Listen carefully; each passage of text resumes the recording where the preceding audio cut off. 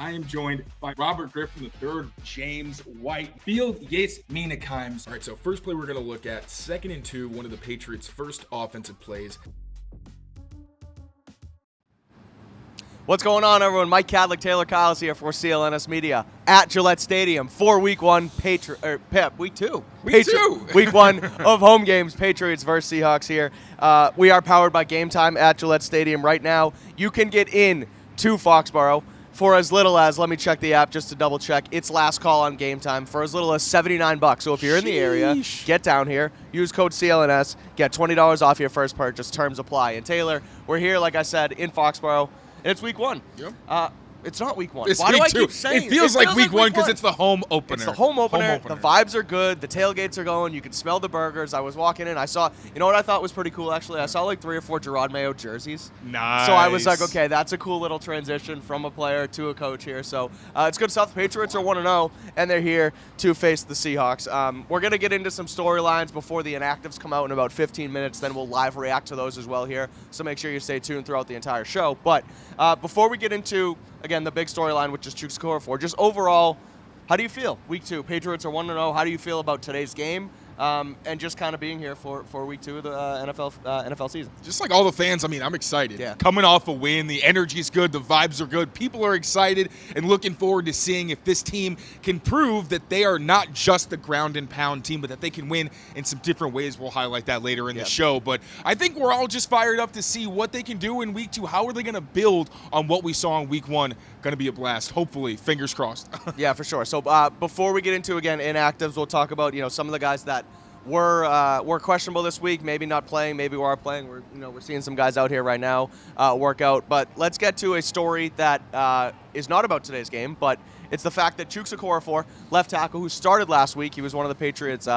considered maybe one of their top free agent acquisitions this offseason, was placed on the exempt/left squad list. Yesterday, he did inform the Patriots that he basically no longer wants to play here. He started last week. He played 12 snaps, was not great, and then was ultimately benched for Vidarian Lowe. Now, look, the way I look at it, Taylor, I feel like Chuks, before Lowe got hurt, knew he wasn't going to be the starter at left tackle. And so then he gets the chance. He doesn't play well. And then, of course, obviously doesn't seem too thrilled about it and ends up leaving the squad. So what are your thoughts? What do you know? What do you think? And how do you think it impacts not only the left tackle position, but the rest of the depth at tackle for the Patriots? Yeah, so I actually spoke to Chuks right before he left on Friday about the whole situation. He said that he really didn't know what the situation was and whether he was ever going to really get the opportunity to start again. Also did acknowledge that, he did not play well. I asked him what exactly went wrong against Hendrickson, obviously one of the best edge rushers in the NFL. He did mention like he was opening up a little too soon and making himself vulnerable, not staying square. He took responsibility, but also did mention that he isn't comfortable on the left side and that he hadn't repped there very extensively. Obviously, we saw that in the spring, but then when the summer came and we really got into training camp, it was Vidarian Lowe on the left side with Chuks Okorafor on the right side. So between obviously the discomfort on the left side, the fact that Mike Nwenu seems entrenched at right guard, with the way Leighton Robinson's playing, I don't know if you want to move him. I think you want to keep him there whenever Sidy Sow is healthy again. Obviously, those are 2 of your young guys that you would think are foundational pieces. You want to keep them. So I think he kind of did the math and was like, you know what? We also don't know what his contract offers were like, how many other teams were interested in Okorafor this offseason. So if the Patriots were the only team that was interested and he saw that his only path to really playing was going to be on the left side where he didn't really feel comfortable, it makes all the sense in the world that maybe he said, you know what, I'm going to step away from the game of football because his season with the Patriots is officially over. But it sounds like more than that. It really, from the reports, what they indicated is that Chuks isn't going to play football again. So maybe he knew that he wasn't going to get an opportunity to play where he feels like he's best. You got to respect it, man. This is a tough game. If you don't feel it and it's just not in your heart anymore, I have full respect for players to just walk away and do what's best for them and their families. And it seemed like that was just the situation. I didn't really know when Chuks was going to get back on the active roster. Also, we mentioned on this show weeks ago that if Chuks was benched, there was a chance he might get traded or he wouldn't want to be on the team. Because last year when he was with the Steelers, different situation because that wasn't really performance related. He was benched because he got caught basically talking crap about Matt Canada in the locker room after a loss. Mike Tomlin took issue with that and benched him for that reason. But then he spoke to reporters and said, I wouldn't have re-signed with Pittsburgh had I known that I wasn't going to be a starter. So when, things started to look a little clearer and it's like, maybe Chuks isn't going to play or really be a starter for this team, the writing was on the wall. So it all makes sense. When it comes to the tackle depth, obviously now much more shallow. Chuks wasn't obviously good on the left side, but he'd been a starter at right tackle for several years and at least was a body on the left side. Now you're looking at a room that has a lot of young guys in the backup tackle spot. You hope maybe Caden Wallace can be a guy who improves and gets into the starting lineup. But if Vidarian Lowe keeps playing well, Mike Kadlick was obviously showing what he can do. They don't need to rush him along, but Caden Wallace as a depth tackle is a solid option, just not a lot of veteran experience on the edges for New England. That's the part that's tough, right? It's like, yes, I understand, and I agree with you that, it's a tough game, and you respect a guy for, if your heart's not in it, you should just walk away. You shouldn't, hinder the team if you're not going to give it your all, and, maybe they can figure something else out. But at the same time, it is a team game, and you would like to know that, at least he would be, still stick around and be like a tackle depth guy for them. It's tough. I get it, right? If I didn't want to play, if I wanted to be on the field, and it was my career. But everybody wants to be on the field. But then if you're saying, well, I don't want to be a backup, I think if anything, it's just be a man and say, I don't really want to do this anymore. Guess that's fair too. If you think that you're going to be here and maybe you're going to be a liability because you're not giving your full effort, right. At the end of the day, that's being a bad teammate, is coming to work and not really having your heart in it. That's just my opinion. No, it's fair. There's two ways to look at it, right? And I think that makes a ton of sense too. So now, what they do have at tackle depth, right? Caden Wallace is somebody who's a rookie. They're going to try. They'll use him. He'll be like their swing tackle type guy. They've also been using him as that muscle tight end, not a jumbo tight end. But what is it? Demontre is the defensive tackle, but. Oh, no, Demontre Jacobs. Yeah, he's the really big, long guy. Yeah, okay. He's like a developmental. Eric Johnson's the DT.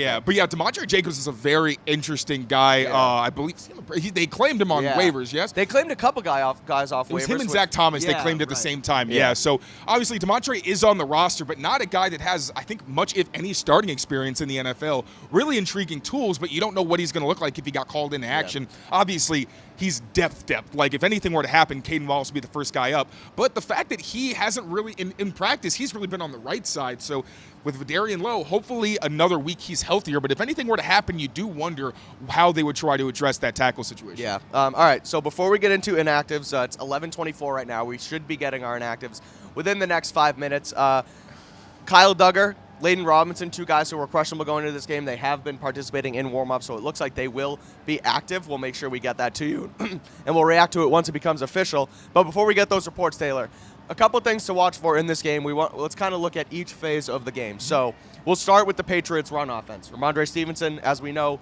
25 carries, 120 yards, a touchdown last week. They ran the offense through him. They ran him into the ground, frankly, throughout the game. The Bengals defense knew that they were running the football. The Patriots knew they were running the football, and it worked. What are you looking for from that run offense today to see if they can continue it? Are you looking for Ramondre to have another bell cow game? Should they split the reps? What are you looking for from the Patriots run offense today? I want to see more diversity, and that's really going to be theme for me with this offense. Last week, a lot of what they did was really straightforward. Alex Van Pelt mentioned the call sheet wasn't very long, probably going to be longer this week, but I think they knew they could bully the Bengals up front. And when looking at the game plan and at their base offense, there were some formations where they're just running outside zone, duo. It was the exact same thing. And again, it worked last time. There's nothing wrong with that plan, but this week I think you see them build on it. I think maybe you see more play action. So those looks where they would exclusively run, I think you're going to see them start to build, add things onto that. Maybe we see more motion and misdirection. They've been practicing tosses a lot in practice. And that's notable because when you look at the Seahawks tape against the Broncos, Denver actually did have some success attacking the perimeter of their defense. Now with the Patriots, that could be again in the form of under center and shotgun tosses. Maybe we'll see some of their gap concepts where they'll go really heavy with like 3 tight ends. Probably one of those is going to be Caden Wallace. Have a guard like Layden Robinson pull so they can get all the way outside the tackles into space. And then if they do run downhill, they need to make sure they've got concentrated duos on Leonard Williams. He balled out last week, was one of the most impressive performances from that week 1 among defensive linemen. If you're going to run at him, you need to make sure that he is not singled up because he's a really tough matchup. So if they get to the second level, especially the Seahawks linebackers are banged up, even if they play, I think they can be vulnerable. But if you can get past that first level, this run game can have success. But I don't think they can do it by just running outside zone and duo from the same looks over and over again. Too much experience and talent on the Seahawks defense. Patriots pass offense last week, Jacoby Brissett. A good game, no mistakes. Maybe one mistake throw in the end zone we talked about with Hunter Henry. He's lucky it doesn't get picked off, but pretty much clean football from him. A lot of misses, though, right? We talked about Jalen Polk was open a lot of the time.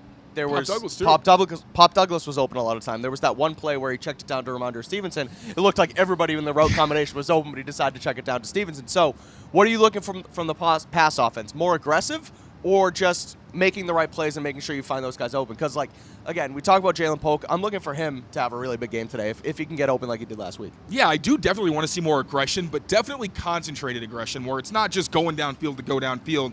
Like you said, there were opportunities. Alex Van Pelt acknowledged that they could have thrown downfield more often than they did. But really what I want to see from this Patriots offense, passing attack specifically, is to be opportunistic when guys are open. I think Jalen Polk and DeMario Douglas, it's been alluded to that there are going to be options earlier in the progression so that when they get open, Jacoby Brissett can actually hit them. I do want to see if, Jalen Polk's against Trey Brown, if Pop Douglas with a really good matchup against Devin Witherspoon, I think that's going to be a fun battle to watch. If those guys do create separation or they're open, if there's a busted coverage, what have you, Jacoby Brissett needs to take advantage, especially in the red zone where the Patriots went 1 for 4 last week. A lot of that was because of missed red zone opportunities for one reason or another. So, yeah, I definitely want to see them get downfield, but I also want to make sure that Jacoby isn't just throwing into tight windows downfield just because if it's, a man covered situation and you want to give your guy a chance, I'm cool with that. But, Jacoby's a smart guy. That's the reason he's in there. He makes good decisions. He understands the situation in the game. I do think that we will see, especially if they get behind or if it's a 2-minute situation where they need to drive the ball downfield, I do think we'll see that. But make sure that you're opportunistic and you can't go again with, the passing game having 1 or 2 more yards than Ramondre Stevenson had. I don't think that's a recipe to win this game. Let's flip it to the Patriots defense then. Last week they hold Zach Moss in check against a not great rush attack, for the Bengals this week. Although it looks like, and we haven't got the inactives yet, but although it looks like Kenneth Walker won't play, it's going to be Zach Charbonnet, for the Seahawks getting the lion's share. How do they build off the run defense they put out there last week against a much better attack and a team in the Seahawks that, just like the Patriots, wants to, get their yards on offense by running the football? Yeah, so when it comes to the right side of the Seahawks offensive line, I think the Patriots are going to be fine. Now, I do think the Seahawks are like the pass and that they're going to try to run the ball much more than the Bengals did. Like, the Bengals scored a rushing touchdown in the third quarter, never ran the ball again. I don't think that's going to happen with this Seahawks team. Really, I'm going to be looking on the left side with Charles Cross and Laken Tomlinson. Charles Cross was the highest graded run blocker for PFF, was a monster last week against the Broncos. The Broncos were outclassed. I don't think they had the run defense to hang with Seattle, but still, Charles Cross is a monster. If Keon White finds himself lined up inside in the Patriots' odd fronts, I think the Seahawks are going to try to attack him. Now, he can hold his ground in those situations, but I do think he's better on the edges, and you saw that. Like, there was a pulling guard last week, and he just ate the or pulling tackle or guard. He ate the contact and helped create a stop. Just need to make sure that Charles Cross doesn't kill you. But past that, I think this is one of the best tackling teams as we saw in week 1. Only the Patriots and the Texans missed fewer than 10% of their tackles. That's going to be key regardless of who's in the backfield. I trust the Patriots run defense to get it done. I think they're going to smother the Seattle rush. I agree, and I think, like I mentioned before, it's huge that Kenneth Walker's not going to be out because, yes, Charbonnet is a good back, but you can't split the carries like you did last week and allow guys to get rest, guys to take a play off or two. It's going to be basically all Zach Charbonnet. So they're going to try to get that done. I agree. I think they're going to smother them. However, they're going to have to worry about that Seattle passing attack as well. A three-headed monster in Jackson Smith-Njigba, DK Metcalf, Tyler Lockett. Patriots cornerback room and their safety room, obviously, in my opinion, one of the better defensive backfields in football. How do they stop those guys? Are they going to stop those guys, or is who's there? Oh, Ryan Grubb. I was thinking it was Shane Waldron, but is Ryan Grubb, Geno Smith, they're going to make it difficult for the Pats defensive backfield? Yeah, no, I think the Patriots, especially on the outside, match up very well with the Seahawks. I think you got your big freak athlete with Christian Gonzalez versus DK Metcalf. Then you have your undersized dogs and Tyler Lockett and John Jones. Their skill sets match up really nicely. I think we'll see some good back-and-forth battles. One of the more interesting matchups, though, was Marcus Jones against Jackson Smith-Njigba because JSN is a big slot receiver, not the kind of shifty, undersized guys you typically see.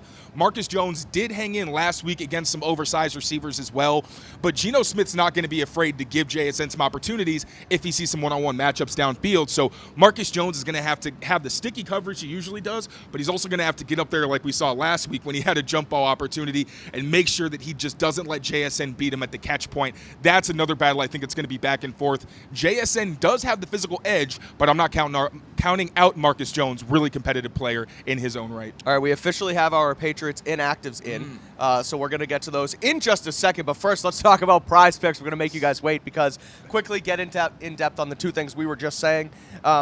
our Patriots Daily Prize Picks lineup today, I'm taking Ramondre Stevenson to have more than 80.5 total yards. We just talked about the run offense, but I think they're going to try and run it through him once again. Yes, the passing attack could be there, but I think overall they're going to dump it down to him as well. They're not just going to rely on him to run the football. I think he's going to get a lion's share of the rushing attempts, and I also think they're going to use him, in the passing game as well. So I'm going with Ramondre Stevenson more than 80.5 total yards for my pick. Taylor is going with DK Metcalf to have less than 21.5 yards on his longest reception.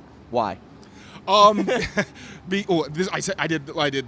Longest reception for DK, less than that. Yes, I did, because Christian Gonzalez does not give up a lot of explosive plays, rarely lets guys get behind him. He's very good at making sure the receptions happen underneath his coverage, and he makes tackles. I just don't really see a world where DK Metcalf's able to get a good play against him, although obviously with Metcalf being so dominant at the catch point, I could be wrong, but I'm going to trust Gonzo on this one. Love it. All right, that's Prize Picks. Head over there today. Use code CLNS. Get $50 instantly when you play $5. Again, that's code CLNS on Prize Picks. You get $50 instantly when you play just $5. You don't even need to win that initial play. You just get the $50. So, all right, let's talk about those inactives, Taylor, because you got a little bit of surprise. We have a little bit of a surprise in this one. We'll start with the Patriots inactives. It is Kayshon Boutte inactive. Joe Milton inactive as the emergency third quarterback.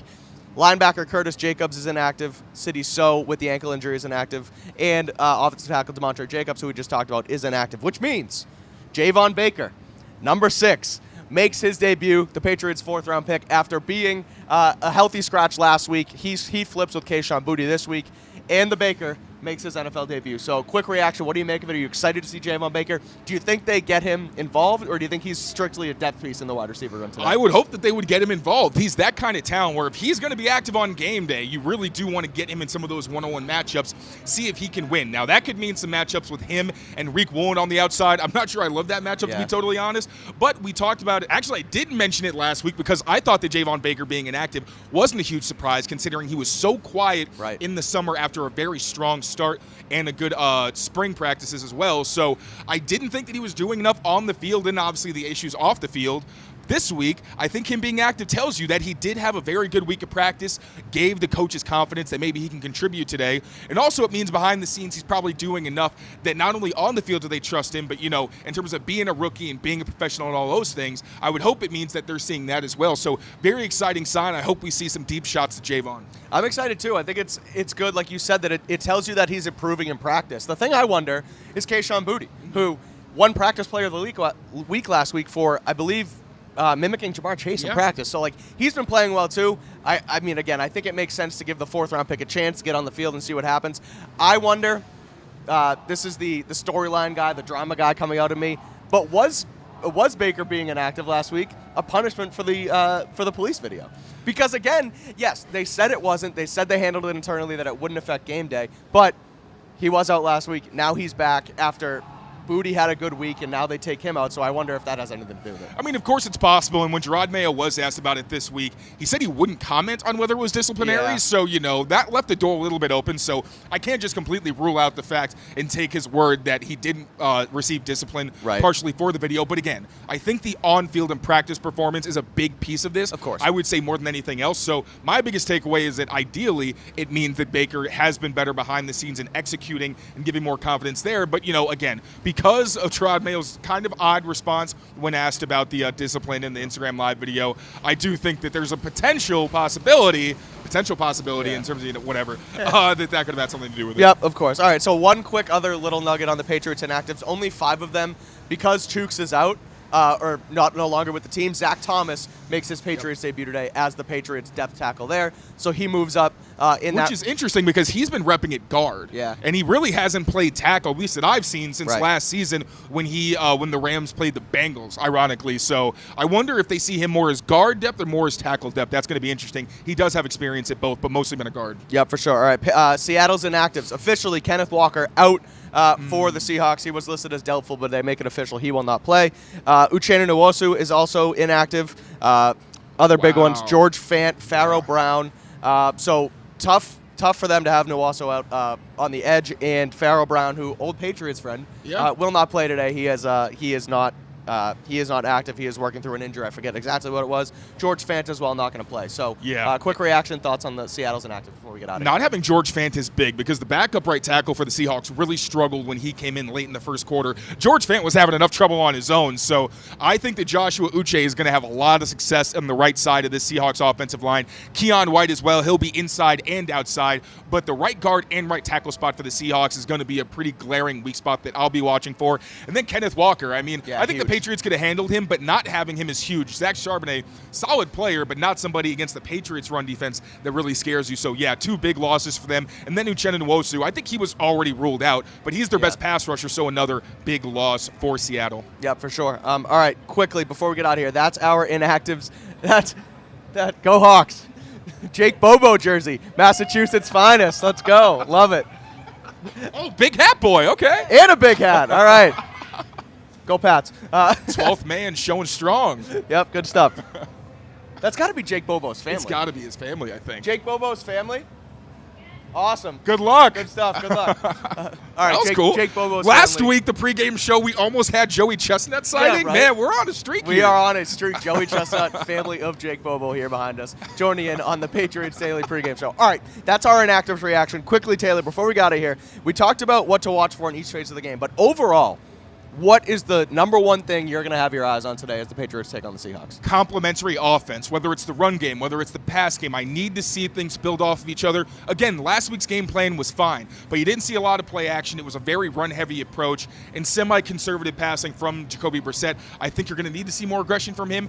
The passing game has to complement the run game, and the run game has to complement itself by doing different things to keep Seattle on its toes. Love it. I am going with Christian Gonzalez on DK Metcalf. We talked about it. He went through a gauntlet last year. He starts this season with a gauntlet as well. Last week, Jamar Chase. This week, DK Metcalf. Next week, Garrett Wilson. The week after that, Brandon Ayuk and Deebo Samuel. He's getting tested early on in his career, so I want to see how he matches up against DK. And if they move him around, Tyler Lockett, Jackson Smith-Njigba, that whole thing. But I'm watching Christian Gonzalez today to see if he can continue his hot streak in the NFL. All right, Taylor, that's going to do it for our Patriots pregame show. Make sure you keep it here locked in on Patriots Press Pass for all of our content. We're going to have a postgame show after the game as well. We'll have written stuff on CLNSmedia.com, and we'll have Twitter coverage at TKyles39 and at Mike Kadlick on X. So until then, thanks for watching, and we'll see you later on.